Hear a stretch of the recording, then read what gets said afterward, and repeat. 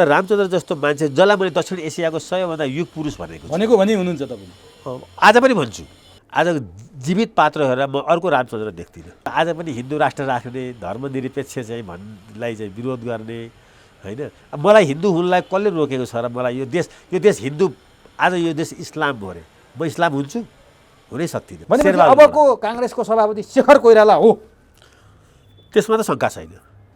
ढुक्क हुनुहुन्छ? म ढुक्क छु। उहाँले राजासँग मेरो घाँटी जोडिएको छ भन्ने बिपी आज भइदिया भए उहाँ के गणतन्त्रमा जानुहुन्थ्यो?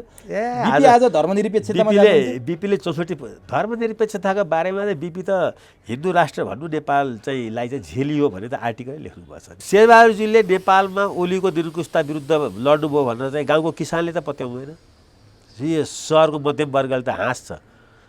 त्यो त it's a great joke of day भएको थियो। आफैले क्रियाशील पनि चाहिँ लिने कि नलिने भनेर चाहिँ दिने कि नदिने भनेर भनेकाहरू केन्द्रीय सदस्य होइन, महामन्त्री सहमहामन्त्री हुन थालिसके। अब मैले के रोएर बस्ने? राजनीतिमा सिनियर जुनियर हुँदैन। राजनीतिमा विश्वास हो, पर्फर्मेन्स हो, जनताको विश्वास हो, कार्यकर्ताहरूको विश्वास हो। गणेश मानजी कहिले सभापति हुनु परेन नि, कहिले पनि हुनु परेन। उहाँलाई जरुरतै भएन। उहाँ प्राइम मिनिस्टर पनि हुनु परेन। कि आजको त्यो इतिहास चाहिँ नेपालको चाहिँ लोकतान्त्रिक इतिहासमा गणेश मानजीको नाम चाहिँ हामी 5 नम्बरमा लेख्न सक्छौँ? हात काप्दैन हाम्रो? होइन। स्ट्राटेजीहरू छोड्दाखेरि बिपी छोडेको हुन्छ? नेपाल पनि शान्ति त छैन होइन। नेपालमा हतियार चलेको छ त आज? तयारी छ। हतियारबाट चाहिँ मान्छे मरेका छन् आज। उहाँ प्रधानमन्त्री भएर नेपाली काङ्ग्रेस चुनाव हार्छ। उहाँ फेरि सभापति हुनुभयो नेपाली काङ्ग्रेसले 3 तहको निर्वाचन हार्छ। यो बुझेका छन् काङ्ग्रेस महाधिवेशन प्रतिनिधिहरू। शेखर कोइरालाको चाहिँ एलायन्स हुन्छ विमलेन्द्र निधि र प्रकाश मानसँग। उहाँ दुवैजनाले दिनुहुन्छ? यी दुवैजनाले विकल्प खोजेका हुन् शेरबहादुरको। त्यसकारण अबको काङ्ग्रेस दुवैजनाले चाहिँ शेखर कोइरालासँग विरोध होइन नि। पदभन्दा बाहिर बस्ने बित्तिकै घाटा हुन्छ, म यो मान्दिनँ कि। म आजसम्म काङ्ग्रेसको कुनै पनि पदमा छैन। कुनै न पार्टी सभापति, न सचिव, न महामन्त्री, न केन्द्रीय सदस्य। म अहिलेसम्म काङ्ग्रेसको महाधिवेशन प्रतिनिधि पनि भएको छैन। त्यस्तो एउटा चाहिँ इस्टाब्लिस चाहिँ सामन्त परिवारका सत्ताका खेलाडी कमल थापालाई होइन बधाई छ होइन त? ठुलो बधाई छ नि। म त काङ्ग्रेसमा त्यही परिवर्तनको खोजी गर्दैछु। नेपालमा माला कल्चर यो ल्याएको 40 किलोको 200 केजीको माला लगाउनु त प्रचण्ड हो नि। उनको पार्टी त 12 ठाउँमा टुक्रा भएछ नि। पार्टीलाई एक ठाउँमा राख्ने मालाले जोड्दैन। एउटा मूल्य पद्धतिले जोड्छ। नेपालमा भएका सारा चाहिँ घटनाहरू चाहिँ विदेशीले गरिदियो। नेपालमा जोडले पानी पर्यो, विदेशीले पारिदियो। नेपालमा खडेरी भयो, विदेशीले गर्यो। नेपालमा चाहिँ कसैको प्लेन एक्सिडेन्ट भयो, विदेशीले गरिदियो। दर्शकवृन्द नमस्कार। चुरो कुरोमा तपाईँलाई हार्दिक स्वागत छ। हामी आजको चुरो कुरोमा देशकै सबैभन्दा ठुलो पुरानो प्रजातान्त्रिक पार्टी भनिएको नेपाली काङ्ग्रेसको 14औं महाधिवेशनमा केन्द्रित भएर संवाद गर्नेछौँ। नेपाली काङ्ग्रेसको महाधिवेशनको उद्घाटन सत्र सकिसकेपछि यति बेला नेतृत्व चयनको प्रक्रियामा नेपाली काङ्ग्रेस पुगेको छ र नेपाली काङ्ग्रेसमा यसपटक परम्परागत रूपमा भएका गुटहरू छेद विच्छेद भएर नयाँ गुट र नयाँ युवा नेतृत्वको प्यानल बनेको छ, जहाँबाट रामचन्द्र पौडेल जस्ता मान्छेहरू नेतृत्वको लागि मैदानमा नपुगेरै बाहिरिनुपर्ने अवस्था भएको छ भने रामचन्द्र पौडेल, शेरबहादुर र सिटोला गुट भनिएको काङ्ग्रेसमा नयाँ किसिमको एउटा समूह देखिएको छ। यसले काङ्ग्रेसलाई पुनर्जीवित गर्छ अथवा काङ्ग्रेसलाई झन अप्ठ्यारो पार्छ, अथवा काङ्ग्रेसको यो महाधिवेशनमा एक थरी पुराना नेताहरू जो कुलबहादुर गुरुङ, लक्ष्मण घिमिरे लगायतको लाइन छ, गोविन्दराज जोशीको त्यो लाइनै देखिएन र नयाँ सिराबाट नेपाली काङ्ग्रेस अगाडि बढ्दैछ भन्ने सङ्केत हो, अथवा काङ्ग्रेसलाई धेरैले भनेको पतनको दिशामा काङ्ग्रेस पुग्या हो। यही विषयमा केन्द्रित भएर र भावी नेतृत्वमा शेरबहादुर देउबा, शेखर कोइराला, प्रकाशमान, विमलेन्द्र कसको पल्ला भारी छ र कसको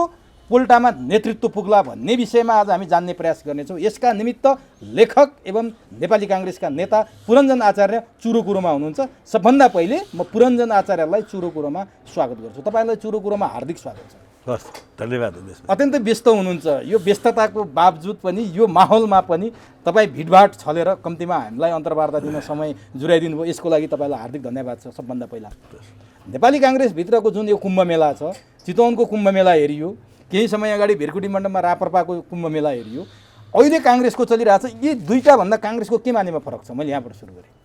अनि यो अहिलेको काङ्ग्रेस चाहिँ एउटा चाहिँ यथास्थितिमा रहने कि होइन, सनातनी हुने कि यथास्थितिमा रहने कि नयाँ फड्को मार्ने, नयाँ युगमा प्रवेश गर्ने बिचको चाहिँ द्वन्द्वको महाधिवेशन हो। र त्यो द्वन्द्वमा विचारको द्वन्द्वभन्दा पनि नेतृत्वको पुस्तान्तरणको द्वन्द्व छ।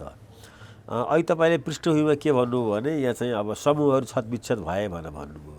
अहिले फेरि समूहहरू म चाहिँ यसरी विभाजित भएको देख्दछु। एउटाले कोइराला समूह छ, एउटा अर्को कोइराला विरोधी खेमा छ, होइन? अहिले त्यसरी गएछ। त्यसरी गइरहेको चाहिँ कहाँनिर छ भनेर भन्दाखेरि चाहिँ अब पार्टीको 9औं महाधिवेशनमा गिरिजाप्रसाद कोइरालाको विरुद्धमा चाहिँ शेरबहादुर देउपा उठेका थिए। करिब 9, 10, 11, 12, 13 यो 13औं अधिवेशनसम्म पुग्दाखेरि पनि एउटा नयाँ प्रयोग के भयो भने 13औं अधिवेशनमा चाहिँ सुशील कोइरालाको स्वर्गारोहणपछि त्यो सुशील कोइरालाकै चाहिँ म्यान्डेटमा चाहिँ रामचन्द्र पौडेल चाहिँ उठ्नुभयो त्यो सभापतिमा। त्यो चाहिँ त्यतिखेर चाहिँ कोइराला र कोइराला विरोधी खेमा थिएन, त्यहाँ रामचन्द्र पौडेल र शेरबहादुर देउपा थिए। रामचन्द्रजीले कोइरालाहरूको लिगासी बोक्नु भएको थियो, त्यो चाहिँ उहाँले बोक्न सक्नु भएन, त्यतिखेर हार्नुभयो, होइन? र चाहिँ शेरबहादुरजीले यताको 6 वर्ष झन्डै 5, 5.5 वर्ष चलाउनु भयो। अब त्यसलाई फेरि समेटेर त्यसलाई फेरि नयाँ ढङ्गले त्यसमा फेरि युवा ऊर्जा भरेर अहिले शेखर कोइराला चाहिँ त्यो नेतृत्व दिन आइपुगे।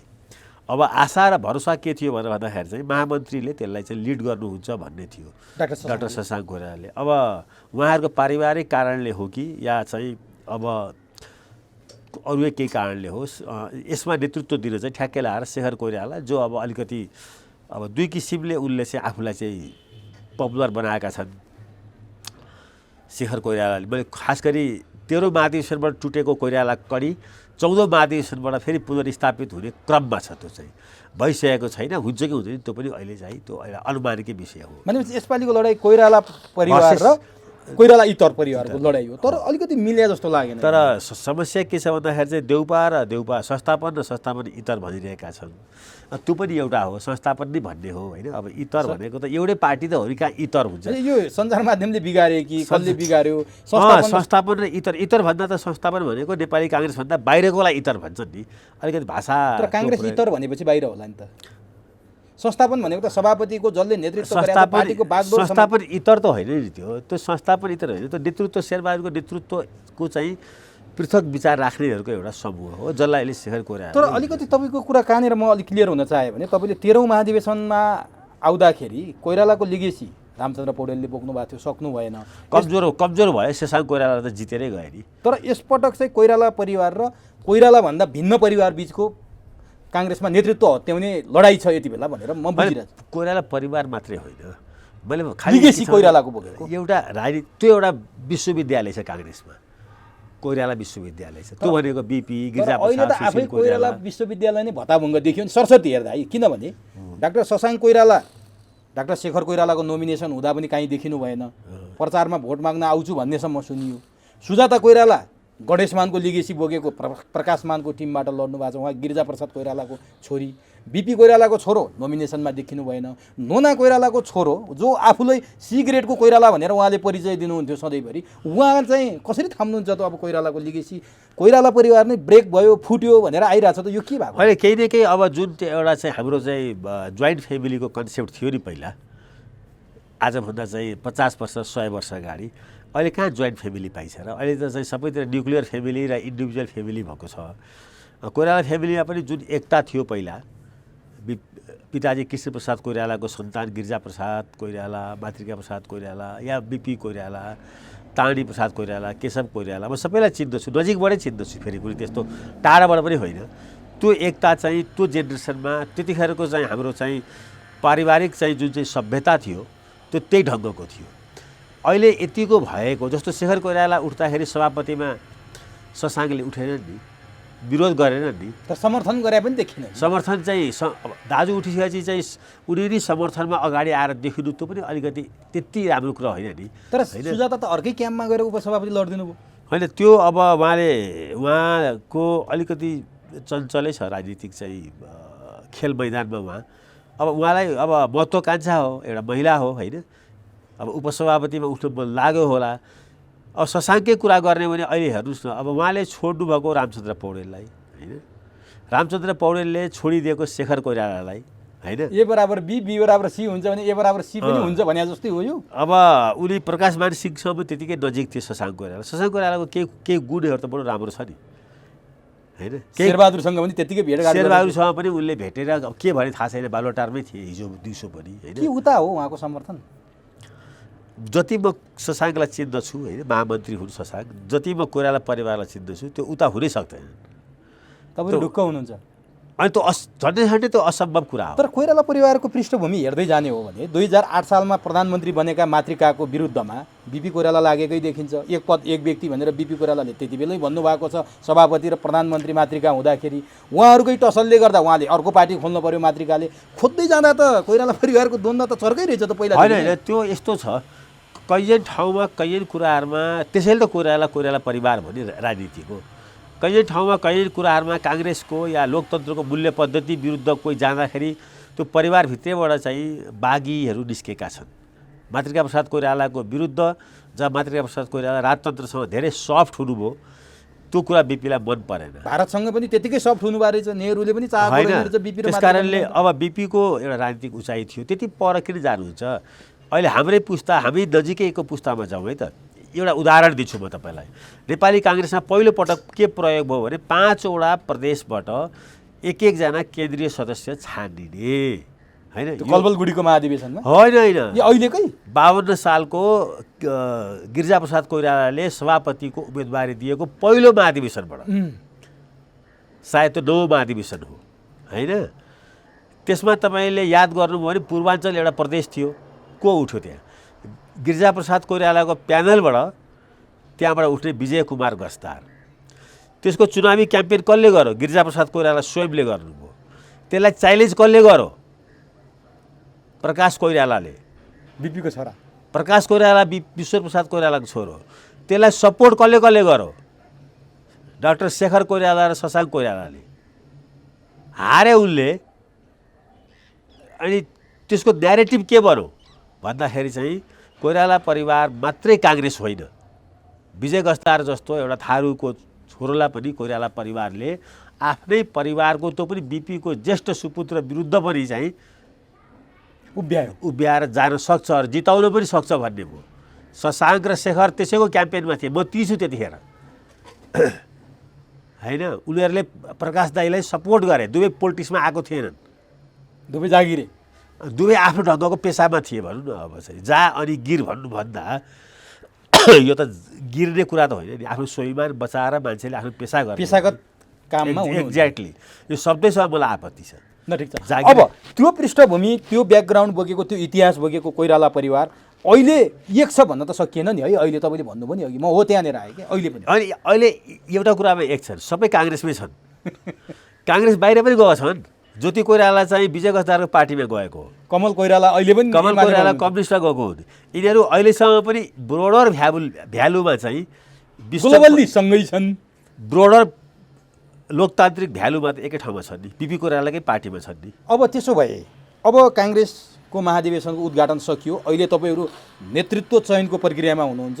एकदमै कसको पक्षमा पल्ला भारी गराउने भन्नेमै व्यस्त हुनुहुन्छ। अब भनिदिनुहोस्, अब भोलि मतदान हुन्छ, मतदान हुने बेलामा शेखर कोइरालाको पक्षमा शशाङ्क कोइराला र रामचन्द्र पौडेल देखिनुहुन्छ? होइन, उनीहरू त आइसके नि, फिजिकली देखिनु पर्दैन। मानसिक रूपले रामचन्द्र पौडेलले चाहिँ छोडेको कसलाई? शशाङ्क कोइरालाले छोडेको कसलाई? शशाङ्क कोइरालाले रामचन्द्र पौडेललाई छोडे, रामचन्द्र पौडेलले शेखर कोइरालालाई छोडे, होइन होला। त्यो उमेरमा जुन ढङ्गको सक्रिय क्याम्पेन गर्नुपर्ने हो त्यसमा चाहिँ उहाँलाई इच्छा लागेन, या कहिले कहीँ आफू हुन पाएको पनि तुस पनि होला। तर बाहिर गलत मेसेज गइदियो भने त फेरि बुमर्याङ हुन्छ नि। किनभने शशाङ्क कोइराला शेखर कोइरालासँग नोमिनेसनमा किन देखिनु भएन, मत माग्न किन जानु भएन, एकाएक बैठकबाट किन हराउनु भयो, बालुवाटारमा किन प्रकट हुनुभयो, यसले अलिकति मान्छेलाई रहस्य पैदा गरिदिएको छ क्या, संशय पैदा। यस्तो छ, अब कन्स्पिरेसी थ्योरीबाट मजाले चाहिँ भन्न सकिन्छ क्या। अब जस्तो अब भनौँ न, एउटा चाहिँ नेपालमा चाहिँ अब अनेक किसिमका चाहिँ षड्यन्त्रका सिद्धान्तहरू बुझ्न सकिन्छ, जसलाई तपाईँ हामीले पुष्टि गर्नु पर्दैन, होइन। अब आजको मितिमा एउटा कुरा के बुझ्नुपर्छ भने नेपाली काङ्ग्रेसको यत्रो लोकतान्त्रिक अभ्यास भएको छ, यसमा यत्रो युवाहरू आएका छ नि, देखिने कुरा त। यसमा यत्रो चाहिँ पुरानो पुस्ता र नयाँ पुस्ताको बिचमा द्वन्द्व चलिरहेको छ। यसमा यस्तो नयाँ र पुरानोको बिचमा पनि द्वन्द्व चलिरहेको छ, होइन। आज भनौँ न अब शेखर कोइरालासँग को छ? गगन छ, धनराज गुरुङ छ, चन्द्र भण्डारी छ, होइन? यो एकदम नयाँ पुस्ता होइन र? हेर्नु कलरफुल छ नि। शेरबहादुर देउपासँग को छ? विजय गजदार छन्, पूर्ण खड्का छन्, प्रदीप पौडेल, कृष्ण सिटौला छन्, पूर्ण खड्का छन्। यी सबै चाहिँ सनातनी चाहिँ उमेरका, होइन, अलिक पुरानो पुस्ताका, होइन, अब नेपाली जनताको बिचमा पटक पटक टेस्ट भएका मान्छेहरू छन्, होइन? युवाहरूको टिम त चाहिँ यतापट्टि छ। त यो स्वाभाविक हो। फेरि यो स्वाभाविक हो। जसरी घरमा चाहिँ 3टा पुस्ता सँगै बस्यो भने हजुरबाउको बाउसँग बाउको नातिसँग झैझगडा चल्छ, त्यस्तै अहिले काङ्ग्रेसमा पनि नेतृत्व लिने कुरामा झैझगडा अलिकति देखिन्छ। तर त्यसको निरूपण कसरी हुँदैछ भने लोकतान्त्रिक पद्धतिबाट हुँदैछ। तर के आयो भने कुरो, जस्तो अब कोइराला परिवार एक छैन, तपाईँले छ भन्दै पनि कोइराला परिवार एक छैन, कोइराला परिवार मैले के भन्छु, ब्रोडर भ्यालुमा एक छ, आफ्नो आफ्नो इन्डिभिजुअल इन्ट्रेस्टमा चाहिँ यिनीहरू छुट्टिएका चाहिँ छ। इन्डिभिजुअल इन्ट्रेस्टमा छुट्टिएपछि त गाह्रो पर्ला नि। शेखर कोइरालाले आफ्नै परिवार मिलाउन सकेन अनि अरूसँग भोट मागेर कसरी जित्ने भन्ने प्रश्न त उठ्ने भयो नि। नैतिकताको आधारमा त त्यो कुरा त उठ्यो नि त, परिवार मिलाउन नसक्ने। शेरबहादुरजीको देउपा परिवार सबै त्यो डडेलधुराका चाहिँ उहाँसँगै छन्, छैन नि। यहाँ त हामी किन कोइरालालाई नोटिस गर्छौँ भन्दाखेरि चाहिँ किनभने उनीहरू एउटा चाहिँ सेलिब्रेटी भए, होइन? तर त्यस कारणले अब किनभने अब तपाईँले अघि भन्नुभयो नि बिपीसँग मातृका थिएनन् नि, होइन? गिरिजाप्रसाद कोइरालासँग प्रकाश कोइरालाले बसेनन्। राजासँग मन्त्री बन्न गएको होइन प्रकाश कोइराला, राजाको कुमा मन्त्री बनेको होइन र, हो नि?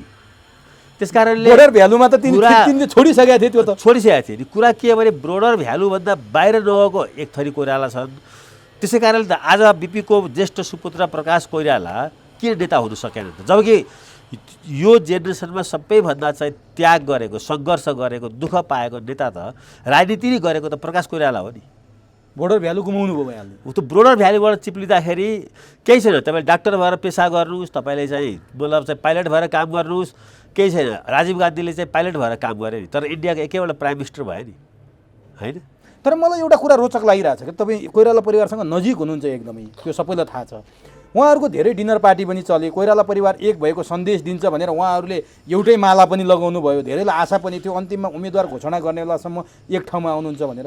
त्यो चाहिँ किन भएन भन्ने चाहिँ डिनर पार्टीहरू एकता हुँदैन क्या, वैचारिक बहस त्यहाँ कम भयो, त्यसै कारणले यिनीहरूको एकता हुन सकेन। त्यो जसले त्यो डिनर पार्टीहरू एरेन्ज गरो, जसले चाहिँ माला लगाउने काम गरो, माला सबभन्दा ठुलो नेपालमा माला कल्चर कसको हो? प्रचण्डको होइन? नेपालमा माला कल्चर ल्याएको 40 किलोको 200 केजीको माला लगाउने त प्रचण्ड हो नि। उनको पार्टी त 12 ठाउँमा टुक्रा भएछ नि। पार्टीलाई एक ठाउँमा राख्ने मालाले जोड्दैन, एउटा मूल्य पद्धतिले जोड्छ। त्यो मूल्य पद्धति, विचारप्रतिको समर्पित भावना, निष्ठाले कुनै पनि पार्टी जोडिने हो। अब त्यो माला लगाएर हामी एक छौँ भनेर त्यसरी जोडिँदैन नि।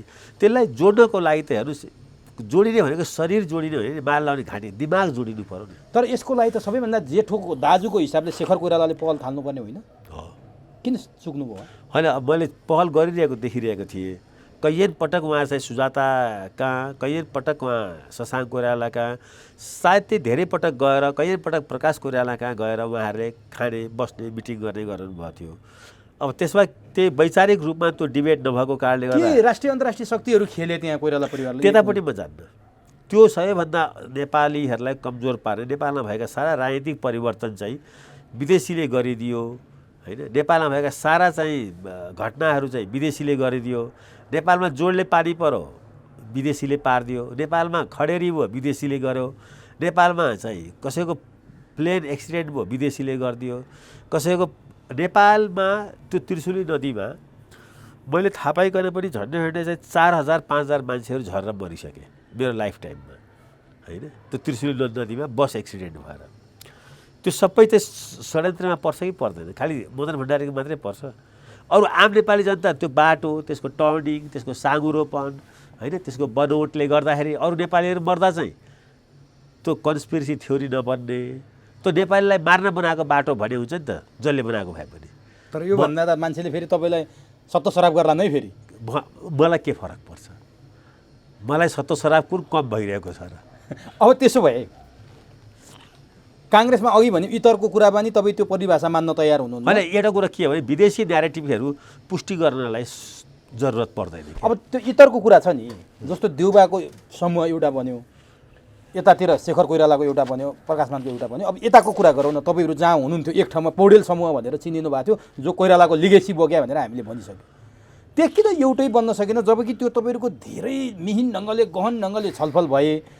रामचन्द्र पौडेलले तपाईँहरू मिलेर गर्नु म छोड्छु भनेर पनि भन्नुभयो, छोड्नु पनि भयो। शेखर कोइराला पनि अलिकति लचक भए जस्तो देखिन्थ्यो, रामचन्द्र दाईको लागि हो भने म छोड्छु, प्रकाशजीको लागि मात्रै म छोड्दैन भन्ने कुरामा शशाङ्क कोइरालाले पहिले नै विथड्र गरिदिइसक्नु भएको थियो। प्रकाशमान सिंह र शेखर कोइराला मिलाउन सक्ने क्षमता किन भएन तपाईँहरूमा, र रामचन्द्र पौडेलले किन देखाउन सक्नु भएन त्यो? होइन, तपाईँले भन्नुभएको कुरा एउटा सत्य के हो भने शेखर कोइरालाले जसरी चाहिँ शशाङ्क कोइरालाले रामचन्द्र पौडेललाई चाहिँ समर्थन गरेर आफ्नो उम्मेदवारीबाट विथड्र गरे, त्यसै गरी शेखर कोइरालाले पनि पार्टी एकता हित, रामचन्द्र पौडेलको सम्मान र आफ्नो भाइले भनिसकेपछि म पनि चाहिँ के छ भने प्रकाश मान्जीले चाहिँ छोड्नुहुन्छ भने, किनभने उहाँ जस्तो मान्छे हार्नु हुँदैन। शेखर कोइरालाको एकै सेन्टेन्स थियो, रामचन्द्रजी जस्तो मान्छे उठिसकेपछि हार्नु हुँदैन, होइन, उहाँको सम्मान त्यसले घट्छ, उहाँलाई जिताउनुपर्छ भन्ने थियो। त्यसै कारणले उहाँको नाममा सर्वसम्मत हुन्छ भने म छोड्छु भन्नुभयो उहाँले। त्यो नहुने थाहा पाएर होला, फेरि सर्वसम्मत हुँदैन भन्ने थाहा पाएर नै यो फेरि आकाशवाणी चाहिँ कसरी हामी अन्दाज गर्न सक्छौँ, यो कसरी, जबकि उहाँले सबैको मिटिङमा भन्नु होइन, किनभने सभापति भन्दा अर्को पदमा म लड्दैन भनेर उहाँले भनेको त महिनौदेखि हो त। सभापति बाहेक म अरू पदमा लड्दिनँ, केन्द्रीय सदस्य त लड्छु भन्नुपर्छ त, महिनौ होइन वर्षौँदेखि म पनि उहाँसँगै छु, केन्द्रीय सदस्यमा उठ्नुहुन्थ्यो। अहिले शशाङ्क कोइरालाले सभापति बाहेक केमा लडे, केन्द्रीय सदस्यमा, त शेखर कोइराला पनि त्यसैमा लड्थे, रामचन्द्र सर्वसम्मत गरेको। त्यसो भए प्रकाशमानलाई के त्यस्तो शक्तिले खेलायो, रिझायो र त्यो प्रकाशमानको त्यस्तो टेकेसो बनायो, उहाँ पटक्कै गल्नु भएन, मान्नु भएन, के थियो त्यो? अब त्यो हेर्नुहोस्, त्यो मानवीय कतिपय चाहिँ मनोवैज्ञानिक र चाहिँ वास्तविक कारणहरू हुन्छन् जुन ठाउँमा चाहिँ उहाँ म यो नेतालाई मान्दिनँ भन्ने हुन्छ, होइन। भनेपछि शेखर र शशाङ्क मान्दैन भने मलाई लाग्छ के छ भन्दाखेरि चाहिँ कहीँ न कहीँ प्रकाश मान्जी र रामचन्द्रजी बिचमा कटुतापूर्ण सम्बन्धहरू भयो होला। त्यो मलाई थाहा छैन एक्ज्याक्ट के कारणले भयो भने, तर पार्टीभित्र के हुन्छ भने अब जुन बेला रामचन्द्र पौडेलले चाहिँ प्रकाशमान सिंहलाई सपोर्ट गर्नुपर्ने हुन्छ त्यो बेला केही कमी कमजोरी उहाँले गर्नुभयो कि, या उहाँलाई त्यस्तो लाग्यो कि उहाँले नगर्दै पनि पार्टीभित्र, होइन। त्यस कारणले एउटा कुरा त के पक्का हो भने अन्तिम दिन जुन दिन चाहिँ के छ भन्दाखेरि चाहिँ 24 गते काङ्ग्रेसको त्यहाँ महाधिवेशन उद्घाटन हुँदै थियो, त्यो दिन पनि अनुपम फुडल्यान्डमा म ती छु, त्यहाँ बेलुका, त्यो दिन बेलुका पनि या त्योभन्दा एक दिन अगाडि हो क्या हो भने हामी सबै शेखर दाई लगायत, शेखर कोइराला लगायत चाहिँ हामी सँगै आएको अनुपम फुडल्यान्डमा, र त्यहाँ पनि उहाँले सर्वसम्मत हुन्छ भने मेरो आपत्ति छैन भन्नु शेखर कोइरालाले। एक्ज्याक्टली। अनि उहाँ त्यहाँबाट एउटा चाहिँ विदेशीसँग उहाँको पहिलेदेखिकै एउटा भेटघाट कार्यक्रम थियो, निस्किनुभयो, भेटेर म आउँछु, तपाईँहरू सर्वसम्मत गर्नुहोस्, म त सधैँ भनिरहेको हो भनेर भन्नुभयो। कुरो के हो भन्दाखेरि चाहिँ अब कसले के गर्यो, कसले के भन्यो भन्ने कुरा होइन। शेखर कोइराला पार्टी एकताको पक्षमा थिए, शेखर कोइराला सर्वसम्मत उम्मेदवारको पक्षमा थियो। यो फेरि देखिने गरी 10 जना होइन 20 जनाको अगाडि उनले बोलिरहेको कुरा हो।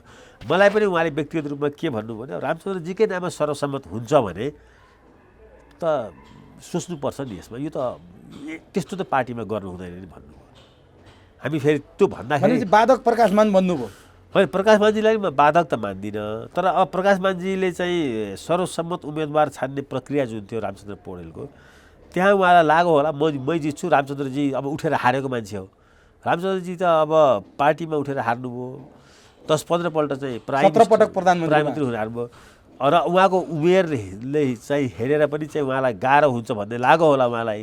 अब मै अलिकति चाहिँ युवा छु, मैमाथि चाहिँ सबैले विश्वास भरोसा गर्छन् भनेर उहाँलाई लाग्यो होला। तर उहाँले एउटा कुरा बारम्बार भन्नुहुन्छ, कोइराला परिवारले मात्रै कति लिने, गणेशमानको परिवारले किन नपाउने, अहिलेसम्म के पायो गणेशमानको परिवारले?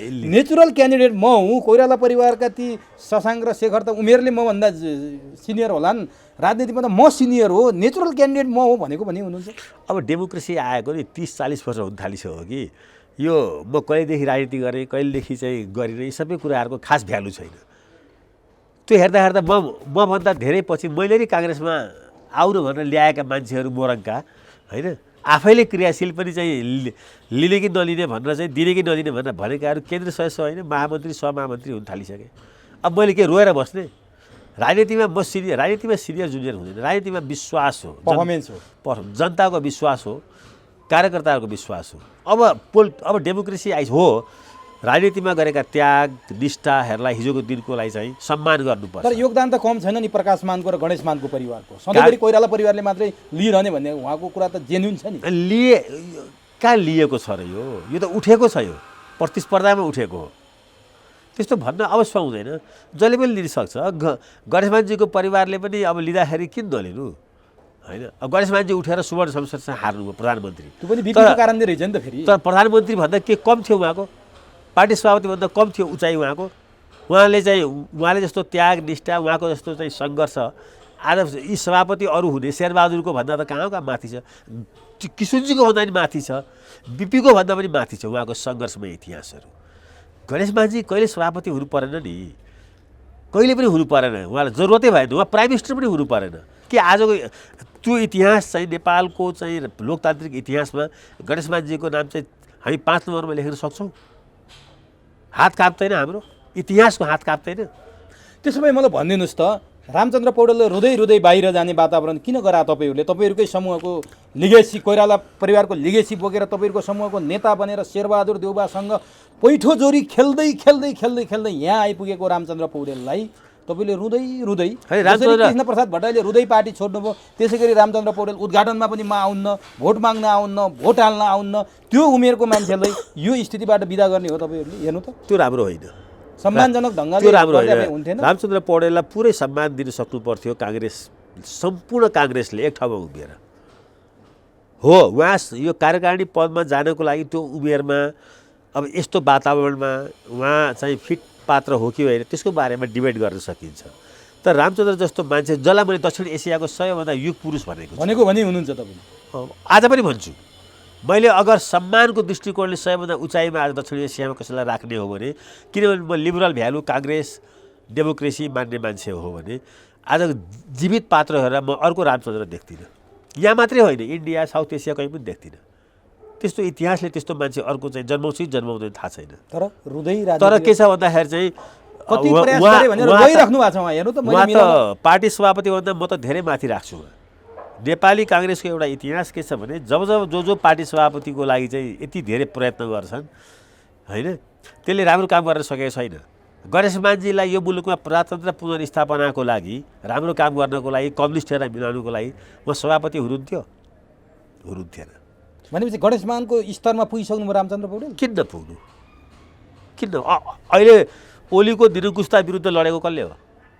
शेरबहादुर त मैले हो, मैले बचाएँ। तपाईँ शेरबहादुरजीको त त्यहाँ सुन्नु भएन? शेरबहादुरजीको त्यहाँ लेनदेन थियो ओलीसँग। शेरबहादुरजीले त एक दिन पनि ओलीको निरङ्कुशता विरुद्ध लड्नु भएन, एक दिन पनि लड्नु भएन। तर उहाँले उद्घाटनको दिन 5 मिनट पनि नगरेको भाषणको सार त तपाईँले सुन्नु भएको छ नि। ओलीको त्यस्तो अवस्थाबाट तपाईँहरूले जोगाए, अर्को पटक पनि मलाई दोहोऱ्याउनुहोस्, अझै राम्रो बनाउँछु, ओलीसँग लड्ने मान्छे म, तपाईँहरूकोमा सुरक्षा म गर्छु, तल स्थानीय तहदेखि सङ्घीय तहसम्म तिनै तहमा बहुमतमा तपाईँले जिताउनुहोस् भन्नु। तपाईँले पत्याउनु भयो, मिडियाले पत्याएर। अनि शेरबहादुर हाई गरेर नारा जुलुस चलेकै थियो बाहिर। होइन, बाहिर यस्तो छ नि, आजको राजनीतिको अडियन्स चाहिँ कुनै पनि वक्ताले दिएको भाषण हुन्छ नि, त्यस्तो अगाडिको अडियन्स होइन त्यो, त्यसले हाई गर्छ। त्यसमा शेरबहादुरजीको भाषणमा एउटा पनि चाहिँ एडिटोरियल लेखियो। शेरबहादुरजीले नेपालमा ओलीको निरङ्कुशता विरुद्ध लड्नुभयो भनेर चाहिँ गाउँको किसानले त पत्याउँदैन, यो सहरको मध्यम वर्गले त हाँस्छ। त्यो त it's a great joke of day भएको थियो। शेरबहादुरजीको विरुद्धमा, निरङ्कुशता विरुद्धमा कसैले सबैभन्दा इफेक्टिभली लडेको थियो भने त्यो हो रामचन्द्र पौडेल।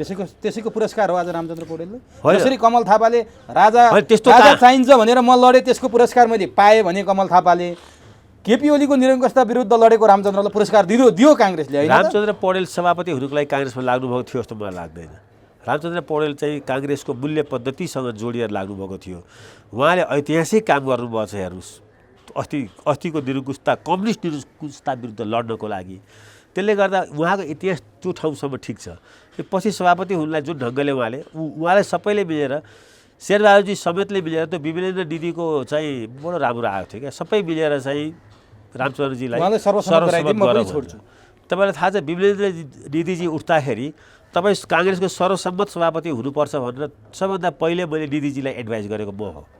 उहाँको घरैमा गएर तपाईँ नेभी सङ्घको सर्वसम्मत हुनुभयो, काङ्ग्रेसलाई आज तराईमा रिभाइभ गर्नुपर्ने छ, तपाईँ जतिको मान्छे चाहिँ आज काङ्ग्रेसको सर्वसम्मत सभापति किन नहुने, तपाईँ प्रतिस्पर्धाबाट गयो भने तपाईँ हार्नुहुन्छ, तर तपाईँलाई चाहिँ अगाडि सारेर काङ्ग्रेसले तराईमा फेरि काङ्ग्रेसले आफ्नो चाहिँ गुमेको साख फिर्ता आउन सक्छ भनेर तपाईँको टेलिभिजनमा म यो पहिलोपल्ट खोल्दैछु। नेभी सङ्घले पत्याइसकेको सान्दाजुले पत्याएको तपाईँ सर्वसम्मत चाहिँ काङ्ग्रेसको उम्मेदवार के अरे नेभी सङ्घको सभापति हुनुभयो, आज तपाईँ यो बाटोमा लाग्नुहोस् भनेर मैले उहाँलाई चाहिँ एडभाइस गर्ने म चाहिँ विमलेन्द्र दिदीलाई म हो।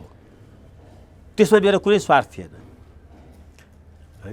त्यस्तै रामचन्द्र पौडेलले पार्टी सभापति हुनु नहुनुसँग उहाँको अब त्यो त्याग निष्ठासँग केही कुरा जोडिँदैन। अब कहाँ छ त रामचन्द्र पौडेलको सक्रिय राजनीतिको फोरम र रामचन्द्र पौडेलले नेपाली काङ्ग्रेसमा सक्रिय भएर गर्नुपर्ने काम उहाँको त्यो चाहिँ पार्टी फोरम नै चाहिन्छ उहाँलाई मलाई लाग्दैन। उहाँ आफै एउटा संस्था भइसक्नुभयो। तर निष्क्रिय भएर म काङ्ग्रेस छोडेर किसुनजी जस्तै बस्छु भन्ने हिसाबले जानुभयो भने कति घाटा भयो किसुनजीले? किसुनजीले होइन, किशोरजीले काङ्ग्रेस पो छोड्नुभयो त, लोकतान्त्रिक सिद्धान्त आचरण र मूल्य पद्धति छोड्नु भएन। अनि रामचन्द्र त्यही लाइनमा हिँड्नुभयो भने त्यो राम्रो लाइन हो। काङ्ग्रेस छोड्ने?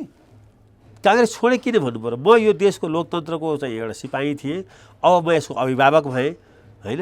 म यहाँ लोकतन्त्रमा आउने कुनै पनि आज भन्नुहोस् त यो देशमा लोकतन्त्र त छ नि, लोकतान्त्रिक आचरण छैन। त उहाँ काङ्ग्रेस पार्टीको सभापति भएर त्यसलाई ठिक ठाउँमा ल्याउन सक्नुहुन्छ कि बाहिर बसेर सक्नुहुन्छ?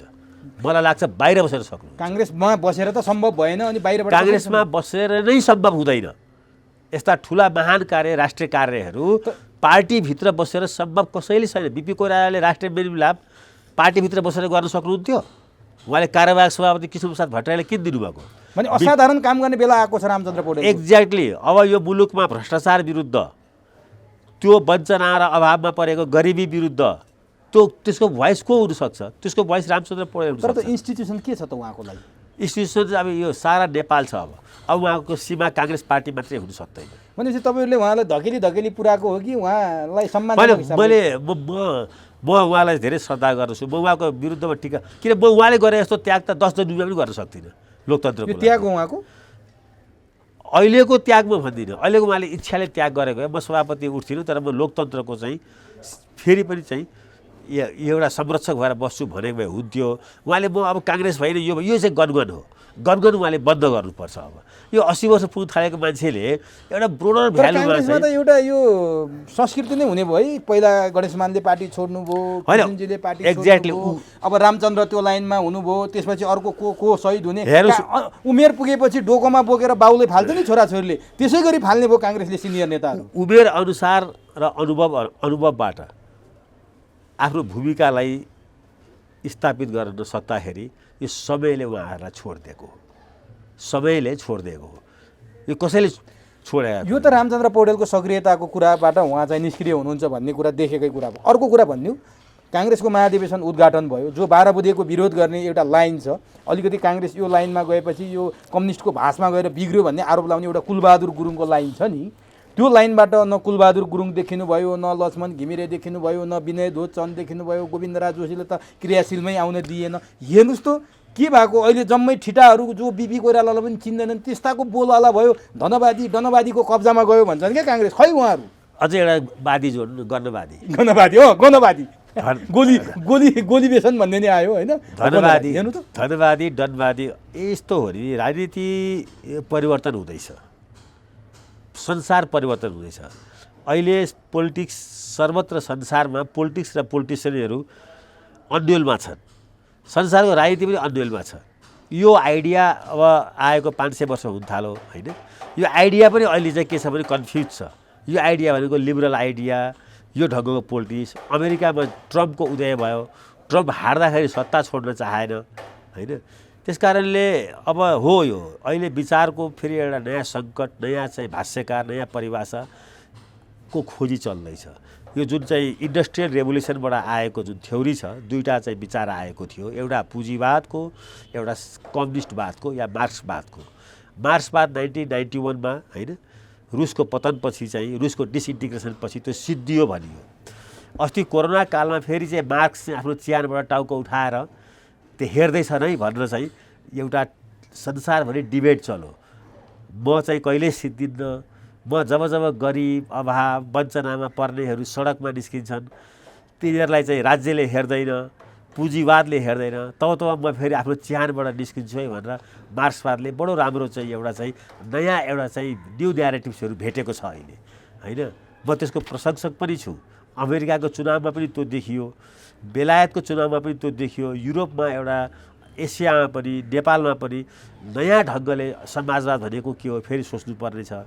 कुलबहादुरजीहरू जस्तो मान्छे जो चाहिँ तपाईँले भन्नुभयो उहाँहरू 12 बुँदेको विरोधी, उहाँहरू चाहिँ 12 बुँदे भन्दिनँ, उहाँहरू एक्सट्रिम लेफ्टसँग नेपाली काङ्ग्रेस मिल्नु हुँदैन भन्ने विरोधी। बीपीको लाइन पनि त त्यही हो। बीपीको लाइन पनि त्यही हो, तर काङ्ग्रेस आफै सेन्टर लेफ्टबाट सेन्टर राइटतिर गइरहेको छ। यो अब उहाँहरू काङ्ग्रेसलाई चाहिँ सेन्टर राइटबाट उहाँहरू पनि स्वयं पनि काङ्ग्रेसलाई सेन्टर लेफ्टबाट एक्सट्रिम राइटतिर लिएर जानुहुन्छ। हिन्दू राष्ट्रै चाहिन्छ, राजतन्त्रै चाहिन्छ, त्यो भनेको चाहिँ एक्सट्रिम राइट हो। नेपाली भाषै चाहिएला, दौरा सुरुवालै चाहिएला। अब यो एक दिन एक जमाना एक युगमा चल्यो। बीपी भइदिया भए आज के गर्नुहुन्थ्यो? उहाँले राजासँग मेरो घाँटी जोडिएको छ भन्ने बीपी आज भइदिया भए उहाँ के गणतन्त्रमा जानुहुन्थ्यो? बीपी आज धर्मनिरपेक्षतामा जानुहुन्थ्यो। बीपीले 64 धर्मनिरपेक्षताको बारेमा चाहिँ बीपी त हिन्दू राष्ट्र भन्नु नेपाल चाहिँ लाई चाहिँ झेलियो भने त आर्टिकल लेख्नुभएको छ नि। बीपी स्वयं एउटा चाहिँ के छ भने लिबरल भ्यालुको चाहिँ बीपी जतिको एक्सट्रिम लिबरल भ्यालुलाई मान्ने उहाँ त अब चाहिँ योभन्दा पनि एक्सट्रिम फर्ममा जानुहुन्थ्यो आज भए। त्यसो भए कमल थापाहरूले अनि राजावादीहरूले काङ्ग्रेसले बीपीको लाइन छोड्यो, अब हामी बोक्छौँ किन भन्छन् त? बीपीले लिएको चाहिँ 33 सालपछि लिएको रणनीति आज राप्रपाले लिँदैछ, आजका केही कम्युनिस्टहरूले लिँदैछ। काङ्ग्रेसले छोड्यो, काङ्ग्रेस छोड्नुपर्छ। त्यो रणनीति हो, त्यो मूल्य पद्धति होइन नि। त्यो रणनीति त छोड्नुपर्छ। बीपीको विचार बोकेको पार्टी भन्न मिल्छ त्यसपछि? होइन, स्ट्राटेजीहरू छोड्दाखेरि बीपी छोडेको हुन्छ? स्ट्राटेजीहरू भनेको त आज एउटा प्रयोग गरिन्छ, त्यो भोलि फेल खान्छ, पर्सि अर्को बन्छ। मूल्य पद्धति छोड्नु हुँदैन, सिद्धान्त छोड्नु हुँदैन। के हो त सिद्धान्त? काङ्ग्रेस सिद्धान्त भनेको डेमोक्रेसी हो, समानता हो। अनि कम्युनिस्टहरूसँग सहकार्य गरेपछि डेमोक्रेसी हुन्छ? कम्युनिस्टले न राष्ट्रवादी हुन्छन् न कम्युनिस्ट प्रजातन्त्रवादी हुन्छन् भने त बीपीले भने होइन। कम्युनिस्टहरूसँग कुन सिद्धान्तमा सहकार्य भएको छ? 62 नेपालमा जब किन आयो जनताको बहुदलीय जनतावाद भनेर? यो खुला चाहिँ यहाँ अलिकति काङ्ग्रेसले आफूले जितिरहेको वैचारिक सिद्धान्तलाई स्थापित गर्न नसकेर आफै लघुता भाषा बाँचिरहेको छ। आजको नेपालको कम्युनिस्टहरूको यत्रो ठुलो ट्रान्सफर्मेसन कसले गर्यो? यो रूपान्तरण बन्दुक बोक्नेलाई चाहिँ संसदीय अभ्यासमा या लोकतान्त्रिक गर्यो, आफै सकिने गरी गर्यो के भयो त? संसारमा डेमोक्रेसी आउँछ भने काङ्ग्रेस सकियो भने होइन, कुनै एउटा पार्टी कमजोर हुँदैमा चाहिँ सक्यो। एउटा पार्टी कमजोर हुँदैमा मुलुकमा सबैले डेमोक्रेसी, सबै डाइभर्सिटीलाई चाहिँ एड्रेस गर्न सकिन्छ भने अब अलिकति हामी होइन। प्रजा परिषदले नेपालमा डेमोक्रेटिक आन्दोलन सुरु गर्यो, सिद्धियो नि, इतिहास त बनायो एउटा। आज काङ्ग्रेसको जग को हो भन्दा काङ्ग्रेसको जग त प्रजा परिषद हो। त्यस्तै हुन्छ भन्छन् काङ्ग्रेस पनि, चिनको कोमिन्ताङ र नेपालको प्रजा परिषद। नेपालमा डेमोक्रेसी योभन्दा पनि क्वालिटीको डेमोक्रेटिक पार्टी कोही आउँछ र नेपाली काङ्ग्रेस रहँदैन भने त्यसमा खास चिन्ता गर्नु पर्दैन। ल ठिक छ, म तपाईँसँग यो विषयमा फेरि बहस गरौँला। यो अलिकति सैद्धान्तिक बहस छ, हामी चाहिँ अर्को विषयमा छौँ।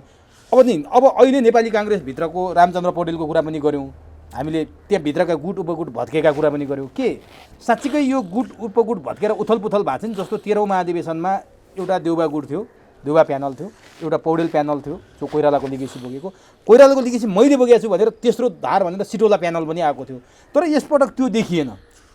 न त्यहाँ पौडेल प्यानल देखियो, न त्यहाँ सिटोला प्यानल देखियो, त्यहाँ त प्रकाशमान प्यानल देखियो, त्यहाँ शेखर प्यानल देखियो, त्यहाँ शेरबहादुर प्यानल देखियो। बरु त्यहाँ कल्याण गुरुङ र अर्को के न्युपानेले चाहिँ अलिकति हिम्मत गरेका छन्, तिनीहरू पनि आए, तिनीहरू अहिले छोडो। यो के भएको? गुट उथलपुथल भयो, यो भत्क्या हो काङ्ग्रेसको। अब पुनर्निर्माण मैले त्यही भने जसरी रणनीति थाहै हुँदैन नि, कुनै पनि सिद्धान्तको रणनीति थाहै हुँदैन, डेमोक्रेसी कसरी ल्याउने त्यो थाहै हुँदैन। मैले अघि भने बीपीको रणनीति हो त्यो राजतन्त्र मेरो घाँटी जोडिएको छ भनेर। त्यस्तै सगरमाथामा कोही उत्तरखण्डबाट चढ्छन्, कोही दक्षिण खण्डबाट चढ्छन्। रणनीति यो सिद्धान्त होइन, रणनीति हो नि। बीपी इन्डियामा चाहिँ हुनुहुन्थ्यो, इन्डियामा इमर्जेन्सी लाग्यो, साथीभाइहरूले दुःख पाए। अब एउटा रणनीति लिनु पर्यो के भन्दाखेरि चाहिँ नेपाल प्रवेश गर्नु पर्यो।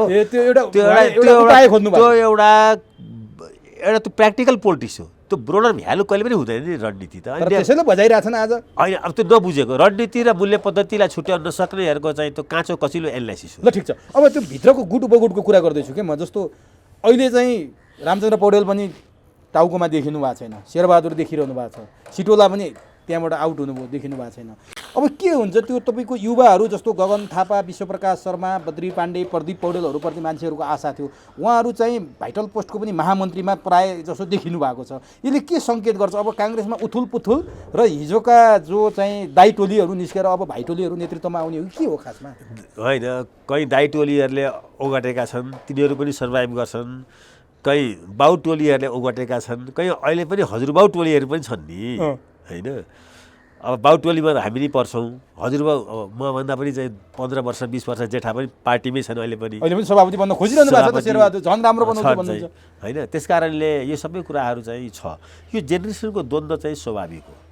अहिलेको युवाहरू चाहिँ अब मुलुक हामी बनाउँछौँ भनेर कसिएका छन् भने अहिलेका नाति खलकहरू, शेरबहादुरजीको नाति खलकै भन्नु अहिले छन् भने चाहिँ त्योभन्दा ठुलो अब यो मुलुकको ट्रान्सफर्मेसन अरू कसले गर्ला र? तात्विक केही भिन्नता हुने सम्भावना छ? 13औं भन्दा 14औंमा आएर के देख्नु भएको छ त्यस्तो? 14औं महाधिवेशन पुरा करिब 90% युवाहरूको क्याप्चरमा जान्छ। सभापति पनि? सभापति नजाला, सभापतिमा त युवा को छ र? अब शेखर कोइराला त शेरबहादुर भन्दा त युवै हुनुहुन्छ नि। भन्दा युवा हो, तर यो युवाभित्र पर्दैन। प्रकाशमान कल्याण गुरुङ त हुनुहुन्छ त त्यहाँ युवा सभापतिको? होइन, यस्तो हो, उमेरले युवा हुँदैन मान्छे, विचारले युवा हुन्छ मान्छे। विचारले युवा भनेको आज पनि हिन्दू राष्ट्र राख्ने, धर्मनिरपेक्ष चाहिँ भन्नलाई चाहिँ विरोध गर्ने होइन। अब मलाई हिन्दू हुनलाई कसले रोकेको छ र? मलाई यो देश हिन्दू, आज यो देश इस्लाम हो अरे, म इस्लाम हुन्छु? हुनै सक्दिनँ नि। मैले जान्न खोजेको नि जसरी मैले के विचारबाट युवा कोही छ भने त्यो 80 वर्षको लागि पनि म रेस्पेक्ट। गिरिजाप्रसाद कोइरालाले जुन काम गर्नुभयो 80 वर्षमा, त्यो त 70 र 80 को बिचमै गर्नुभयो। उहाँले जुन काम गर्नुभयो त्यो कुनै युवाले गर्ने कामभन्दा कम थिएन। कुनै युवा किन निस्केनन्? म चाहिँ सशस्त्र द्वन्द्व मिलाउँछु, मुलुकको सिभिल वारलाई कन्ट्रोल गर्छु, काठमाडौँमा चाहिँ रिङ रोडभन्दा बाहिर जान नसक्ने तर उहाँमाथि अहिले खलनायकको पदवी लगाइदिएका छन् क्या मान्छे एक थरीले। इतिहासका राष्ट्रपतिको लोभमा नेपालको राज संस्था फाल्नुभयो, बिपी कोइरालाको राष्ट्रियता प्रजातन्त्र समाजवाद फालेर सहमति सहकार्य र एकताको नाममा देशलाई कोल्याप्सै पारिदिनु भयो। प्रचण्ड र गिरिजा प्रयोग भएर देश ध्वस्तै पारे, राजा फाले भन्छन्। अनि तपाईँले कसैले नगरेको प्रचण्डसँग के अरे यो त्यो सिभिल वारलाई एड्रेस नगर्दाखेरि देश के थियो? अर्को ढङ्गबाट पनि गर्न सकिन्थ्यो नि त। सिभिल कसरी गर्न सकिन्थ्यो सिभिल वारलाई? माओवादीलाई क्यान्टोनमेन्टमा सेना राखेर हतियार सहित वाइसिएल सहित चुनावमा किन लग्या गिरिजाप्रसाद कोइरालाले भनेर प्रश्न गर्छन् क्या। तपाईँलाई चाहिँ अहिले सुडान के भइरहेको छ? अनि त्यो हतियारको व्यवस्थापन अहिले संसारमा कैयन सिभिल वार देश, इन्डियामै हेर्नु न, आज कश्मीर के छ, नागाल्यान्ड के छ, नेपाल पनि शान्ति त छैन होइन। नेपालमा हतियार चलेको छ त आज, तयारी छ। हतियारबाट चाहिँ मान्छे मरेका छन् आज।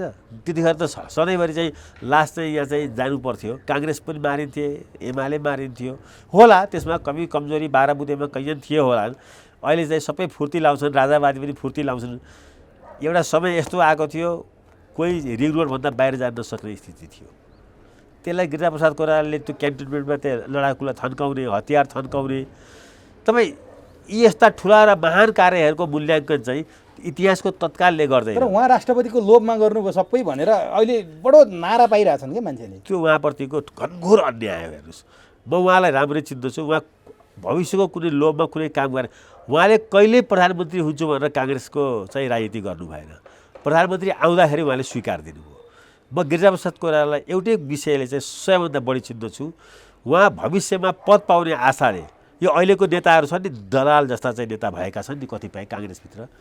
अब यो दलाली कसरी सिकेमा थाहा छैन होइन। मेरो मान्छेलाई मन्त्री बनाइदिए, मेरो मान्छेलाई महामन्त्री बनाइदिए भनेर। यो बिपी र गिरिजाप्रसाद कोइरालाको एउटा ठुलो खुबी थियो, भविष्यको आम नेपालीको हितमा छ भने जति पनि जोखिम लिन सक्ने। योभन्दा ठुलो घनघोर अन्याय गिरिजाप्रसादमाथि केही हुँदैन। उहाँले चाहिँ राष्ट्रपति बन्नको लागि चाहिँ यो काम गर्नु, उहाँले प्रधानमन्त्री नै बन्नको लागि चाहिँ उहाँले चाहिँ 46 उहाँले भन्नु पनि भएको छ, मैले त मेरो दाजुलाई सहयोग गर्दा गर्दै बिपी सान्दाजुको सिद्धान्तलाई बुझ्दै नबुझी सहयोग गर्दा गर्दै म राजनीतिमा लाग्दै प्रधानमन्त्री भएँ भनेर उहाँले कहिल्यै ठाउँमा भन्नुभएको छ। पहिला बिपी कोइरालालाई पनि भारतीय दलाल भने आज बिपी कोइरालालाई फेरि राम्रो भन्न थालेका छन्। यस्तै होला, भोलि गिरिजाप्रसादलाई नै कुनै दिन राम्रो भन्लान् त्यसो भए। होइन, भन्न थालिसके नि, भन्नु पनि पर्छ। अब नि नेपाली काङ्ग्रेसको कुरा गरौँ न त। ठिक छ, त्यस्तो नेपाली काङ्ग्रेस त्यस्तो विरासत बोकेको इतिहास बोकेको नेपाली काङ्ग्रेस आज निम्छरो भएको हो। को छ त नेपाली आज आज टावर पर्सनालिटी को छ? आज चौबाटोमा छ। अहिले टावर पर्सनालिटी भनेको चाहिँ अब त्यस्तो सधैँभरि इतिहासले टावर पर्सनालिटी चाहिँ पार्टीलाई दिँदैन। इन्डियन नेसनल कङ्ग्रेसमा पनि महात्मा गान्धी जवाहरलाल नेहरू कोही आएनन्। चाइनामा पनि माओसोतुङबाट चाउमिन लगाएपछि कोही आएनन्। अब त्यो टावर पर्सनालिटी होइन, त्यो निरङ्कुश पर्सनालिटी हो। त्यो त अब संविधानै चेन्ज गरेर मै हुनुपर्छ आजीवन चाहिँ राष्ट्रपति भन्ने मान्छेलाई टावर पर्सनालिटी भन्ने। त्यसो भए यहाँ नि जस्तो अहिले जुन गुट उपगुट भत्केका कुरा गऱ्यौँ, केही बन्नलाई केही भत्किनै पर्यो। अब यो राम्रो स्वाभाविक हो। यो राम्रो बन्ने एकदमै तयारीको लागि हो कि झन् ध्वस्त भएर पतन भएर जाने हो? होइन होइन, काङ्ग्रेस राम्रो बन्ने प्रक्रियामा छ। काङ्ग्रेसको चुनाव यसपालि हेर्नु राष्ट्रिय निर्वाचन जस्तो भएको छ। त्यो राम्रो हो। महाधिवेशन राष्ट्रिय निर्वाचन जस्तो हुनु राम्रो हो। बन्दुकको गोली चल्नु राम्रो हो।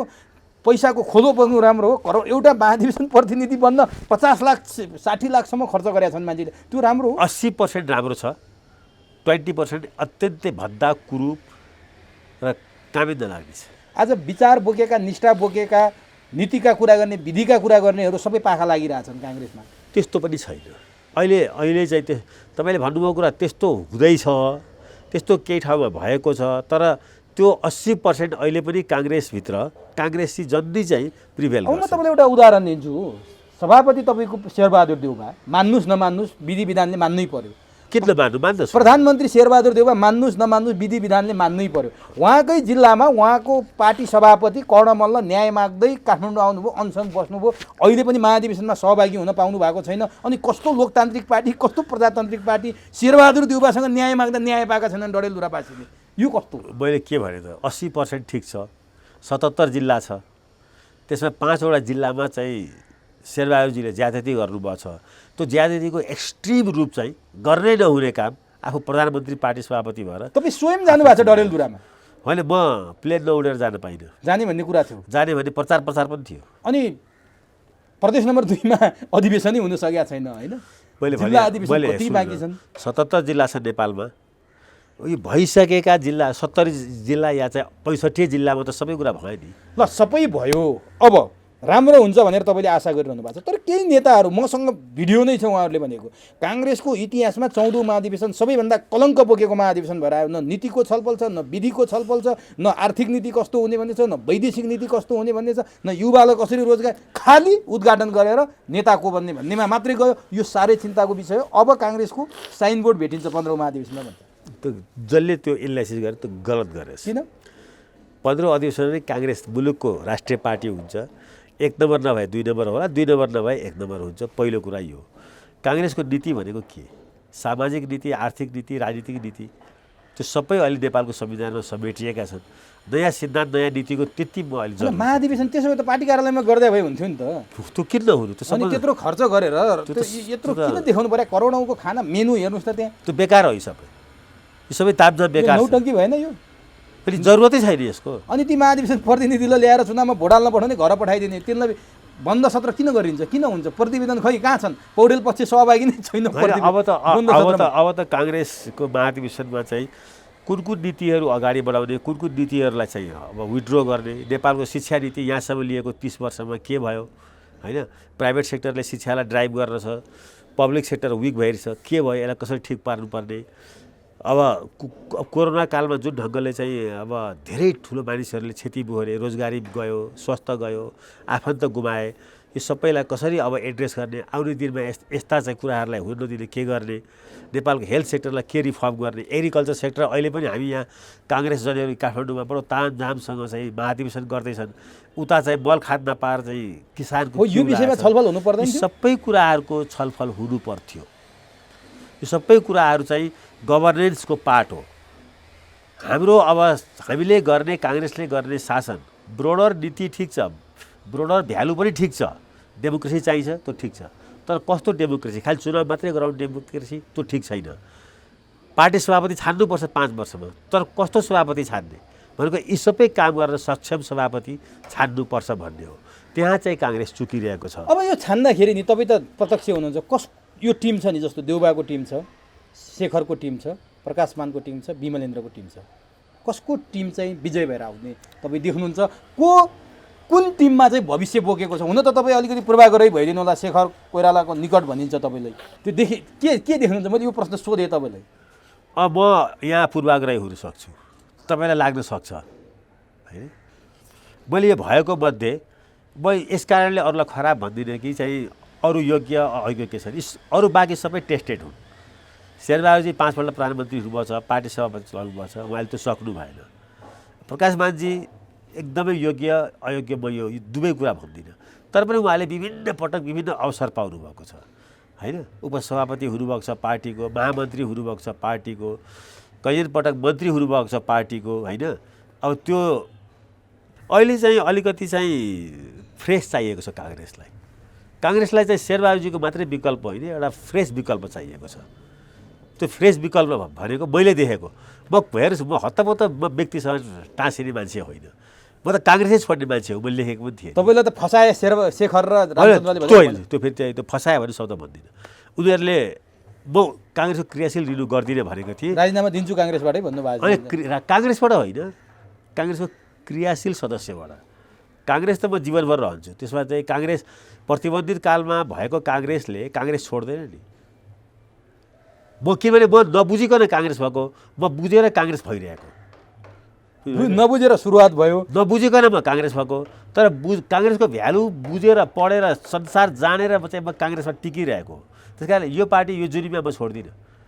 अनि शेखर नै हुनुपर्छ भन्ने चाहिँ तपाईँको पूर्वाग्रह? शेखर नै हुनुपर्छ यो मेरो आग्रह होइन, भएका मध्ये शेखर बेटर छन्, यो मेरो मूल्याङ्कन हो।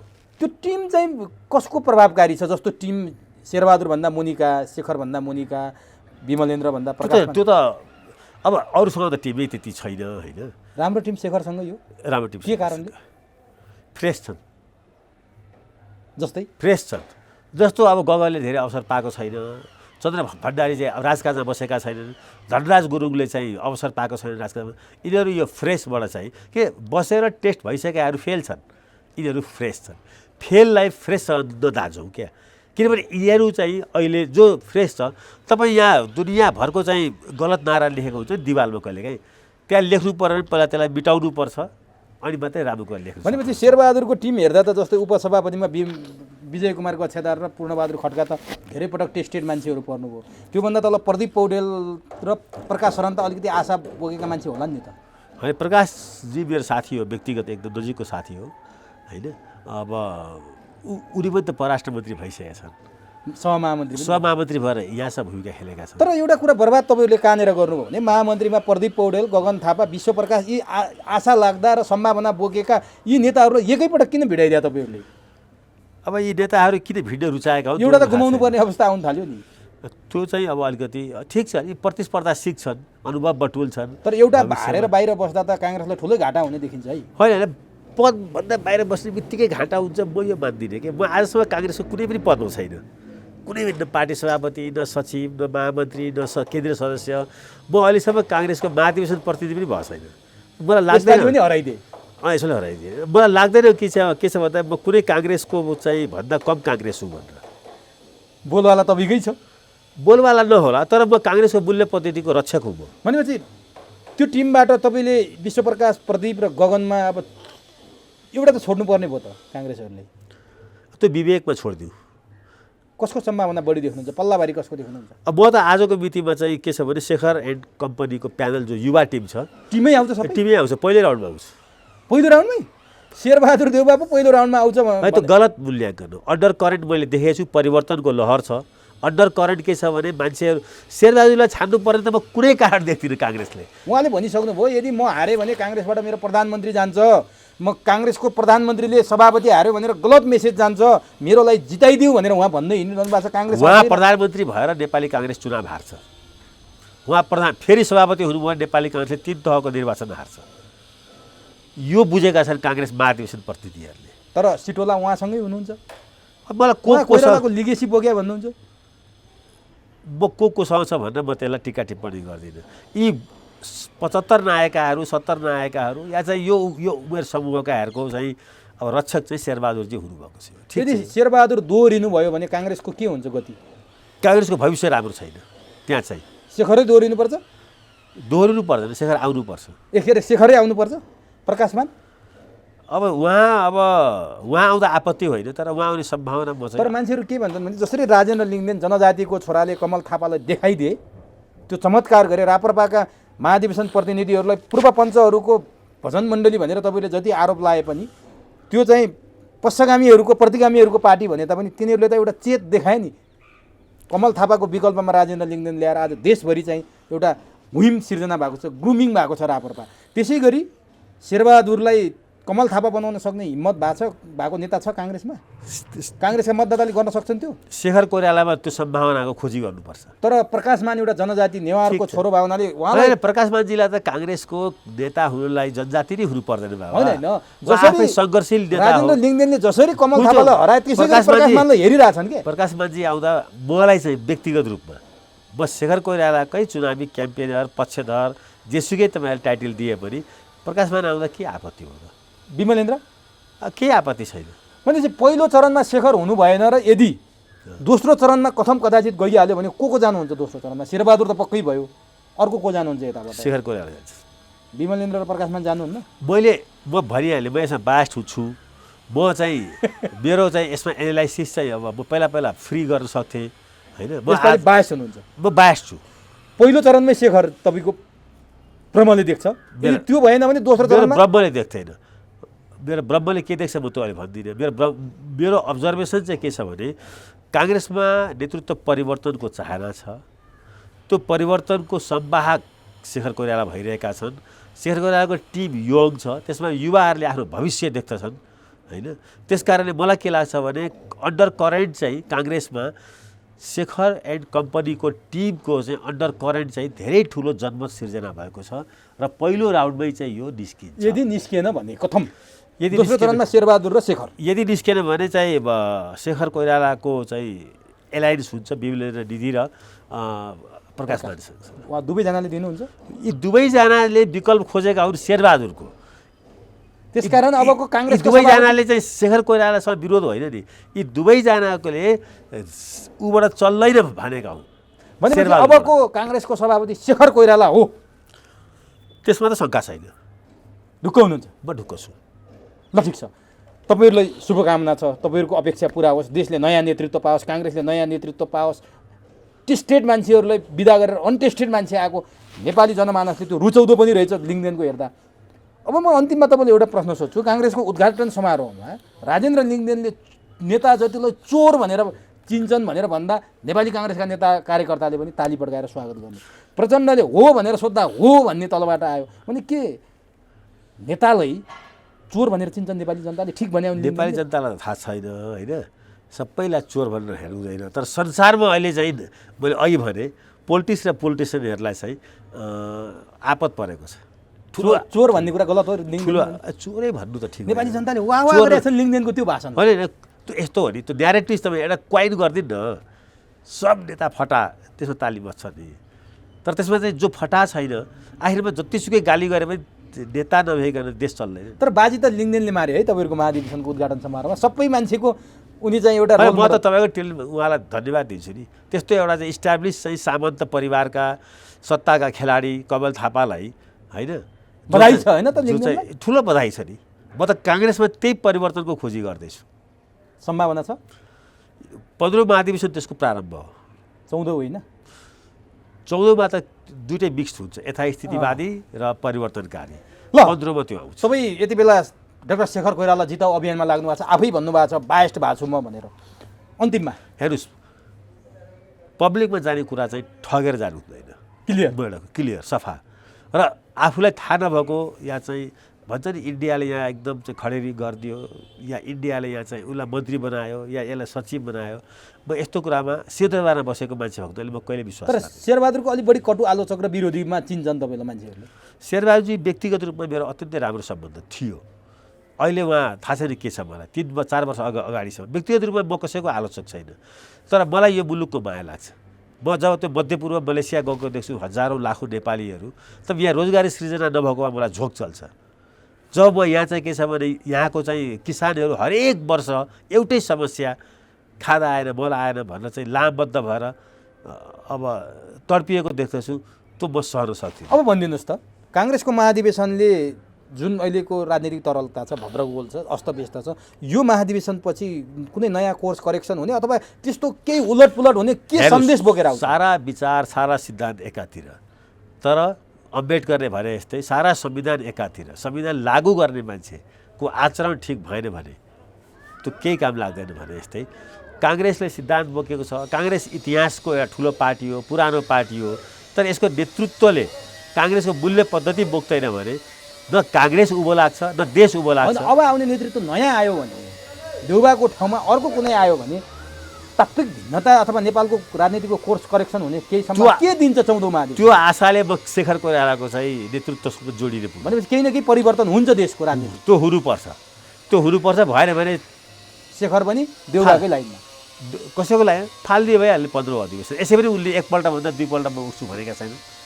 त्यस कारणले के हुन्छ भने नेतृत्व सधैँ राम्रो आउँदैन क्या, कहिलेकाहीँ नराम्रो आउँछ, तर सिस्टम चाहिँ डेमोक्रेटिक छ भने त्यसलाई डेमोक्रेटिकली फालिन्छ पनि। भनेपछि भोट हाल्न तम तयार भएर बसेका नेपाली काङ्ग्रेसका भोटरहरूलाई, महाधिवेशन प्रतिनिधिहरूलाई अन्तिममा कार्यक्रम चुरो कुरो मार्फत तपाईँ के भन्न चाहनुहुन्छ? एउटा बोलीको पनि अत्यन्त महत्त्व छ। यति विवेकको मत प्रयोग गरेर काङ्ग्रेसलाई आफ्नो सन्ततिको पार्टी पनि बनाऊ। अहिले सबै सन्ततिहरू काङ्ग्रेसमा देशमा भविष्य छैन भनेर आफ्ना केटाकेटीहरूलाई विदेश पठाउने होडबाजीमा छन्। त्यस्तो नगर। सिङ्गापुर बन्यो किनभने त्यहाँको नेताले चाहिँ आफ्नो सन्ततिको भविष्य ती खोज्यो, ती बनायो। अहिले काङ्ग्रेस कम्युनिस्टभित्र के छ भने यो देश बन्दैन, बनाउन सकिँदैन, त्यस्तो होइन। म 14औं महाधिवेशनमा जो लागिरहेको छु, मलाई लाग्छ के छ भन्दाखेरि चाहिँ यो देश सबैभन्दा सुन्दर राम्रो छ र यसलाई बनाउन सकिन्छ। ती विदेश जानेहरूलाई पनि भन्छु, त्यहाँ बसेर नेपाललाई केही भएन भनेर गाली नगर। यो बनाउनलाई धेरै मान्छे लागेछन् क्या। अमेरिका बन्नलाई पनि 100, 200, 500 वर्ष लागेको। अहिले बनेको अमेरिका, बनेको युरोपमा गएर त्यहाँ यस्तो छ त्यहाँ उस्तो छ भनेर भन्नुभन्दा यहाँ हामी बनाउँछौँ भन्नेहरूलाई चाहिँ निराश नपार। यो बन्छ यो देश। राजनीति अलिकति सुध्रियो भने देश चाँडै बन्छ। त्यसै कारणले म यसलाई भोटाला उनलाई भोटाला यो टिभीबाट भन्दिनँ, म पक्षधर हुला। तर ती सारा 47 चाहिँ विवेक प्रयोग गरेर महाधिवेशन प्रतिनिधिहरूले आफ्नो विवेक, आफ्नो सन्ततिको विवेक, यो मुलुकको भविष्यलाई चाहिँ ख्याल गरेर भोट हाल, त्यति हो। हस्, तपाईँ यति बेला निर्वाचनको मैदानमा उभिनु भएको छ। तपाईँको समय अत्यन्त महत्त्वपूर्ण र मूल्यवान छ। त्यो बिचबाट पनि समय दिनुभयो, आफ्ना महत्त्वपूर्ण भनाइ राखिदिनु भयो। यसका लागि तपाईँलाई हार्दिक धन्यवाद।